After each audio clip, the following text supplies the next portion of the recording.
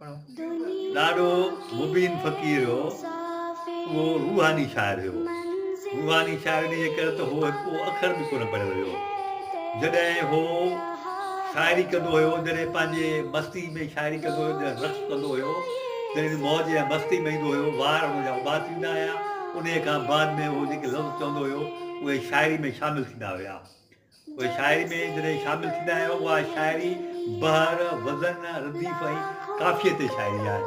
जीअं ॾाढे मुबीन जो हिकिड़ो शेर आहे त मिटी आई मुबीन खे म्याणे म्या तूं थो वस वॾा करी त जीआणे जीआं, पर उहो मास मिटीअ में खाई वेंदे कीअं कीअं, तूं थो मेड़ी माल रातो ॾींहाणे ॾींहां, वींदे छॾे वहंद में पुट तोड़े धीअं, हाणे मूं छाखे बीहां जो ॾींहं दुनिया में ॾूर रहिया।